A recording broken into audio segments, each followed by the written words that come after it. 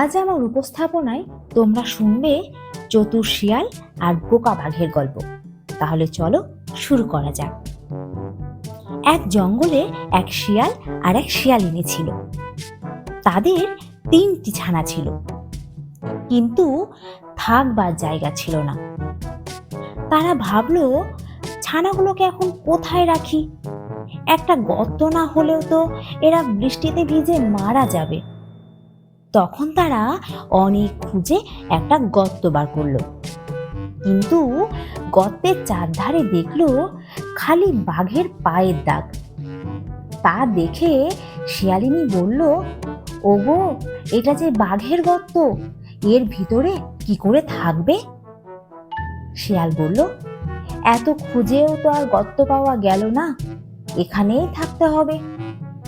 শিয়ালিনী বললে, বাঘ যদি আসে তখন কি হবে? শিয়াল বললে, তখন তুমি খুব করে ছানাগুলির গায়ে চিমটি কাটবে, তাতে তারা চেঁচাবে, আর আমি জিজ্ঞেস করব ওরা কাঁদছে কেন। তখন তুমি বলবে ওরা বাঘ খেতে চায়। তা শুনে শিয়ালিনী বললে, বুঝেছি, আচ্ছা বেশ, বলে সে খুব খুশি হয়ে গর্তের ভিতরেই ঢুকলো।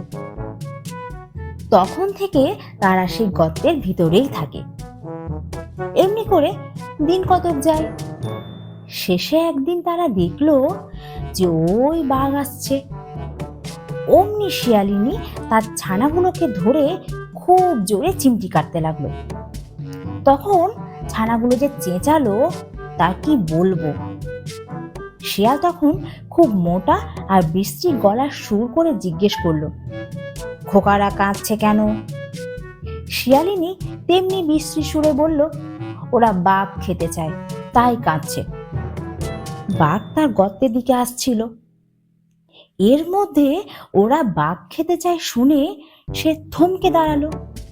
সে ভাবলো, বাবা, আমার গর্তের ভিতর না জানি ওগুলো কি ঢুকে রয়েছে, নিশ্চয় ভয়ানক রাক্ষস হবে, নইলে কি ওদের খোকারা বাঘ খেতে চায়? তখনই শিয়াল বললে, আর বাঘ কোথায় পাবো, যা ছিল সবই তো ধরে এনে ওদের খাইয়েছি। তাতে শিয়ালিনী বলল, তা বললে কি করে হবে? যেমন করে পারো একটা ধরে আনো, নইলে খোকারা থামছে না। বলে সে ছানাগুলোকে আরো বেশি করে চিমটি কাটতে লাগলো। তখন শিয়াল বলল, আচ্ছা, রোস রোস, ওই যে একটা বাঘ আসছে, আমার ঝপাংটা দাও, এক্ষুনি ওকে ভতাং করছি। ঝপাং বলেও কিচ্ছু নেই, আর ভতাং বলেও কিচ্ছু নেই, সব শিয়ালের ফাঁকি। বাঘের কিন্তু সেই ঝপাং আর ভতাং শুনেই প্রাণ উড়ে গেল। সে ভাবলো, মাগো, এই বেলা পালাই, নইলে না জানি কি দিয়ে কি করবে এসে। বলে সে আর সেখানে একটুও দাঁড়ালো না। শিয়াল চেয়ে দেখলো যে সে লাফে লাফে ঝোপ জঙ্গল ডিঙিয়ে ছুটে পালাচ্ছে।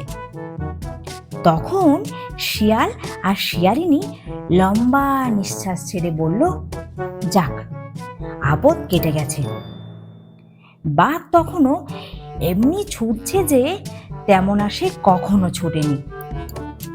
একটা বানর গাছের উপর থেকে তাকে ছুটতে দেখে ভারী আশ্চর্য হয়ে ভাবলো, তাই তো, বাঘ এমনি করে ছুটছে, এ তো সহজ কথা নয়, নিশ্চয় একটা ভয়ানক কিছু হয়েছে। এই ভেবে সে বাঘকে ডেকে জিজ্ঞেস করলে, বাঘ ভাই, ও বাঘ ভাই, কি হয়েছে? তুমি যে অমন করে ছুটে পালাচ্ছ? বাঘ হাঁপাতে হাঁপাতে বললে, সাধে কি পালাচ্ছি, নইলে এক্ষুনি আমাকে ধরে খেত। বানর বললে, তোমাকে ধরে খায় এমন কোনো জানোয়ারের কথা তো আমি জানি নে, ও কথা আমায় বিশ্বাস হচ্ছে না। বাঘ বললে, সেখানে থাকতে বাবু, তবে দেখতুম, দূর থেকে অমনি করে সকলেই বলতে পারে। বানর বললে, আমি যদি সেখানে থাকতুম তবে তোমাকে বুঝিয়ে দিতুম যে সেখানে কিছু নেই, তুমি বোকা, তাই মিছিমিছি অত ভয় পেয়েছ। এই কথায় বাঘের ভারী রাগ হলো। সে বলল, বটে, আমি বোকা আর তোমার বুঝি ঢের বুদ্ধি? চলো তো একবার সেখানে যাই।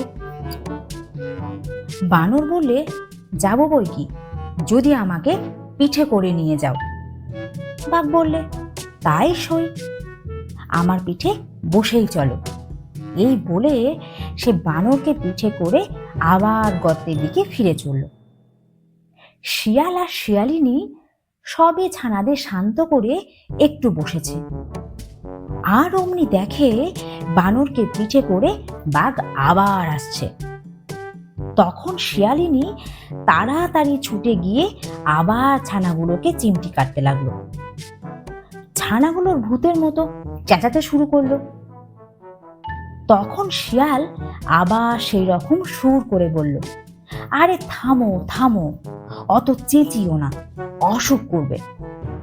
শিয়ালিনী বললে, আমি বলছি যতক্ষণ একটা বাঘ এনে এদের খেতে দেবে ততক্ষণ এরা কিছুতেই থামবে না।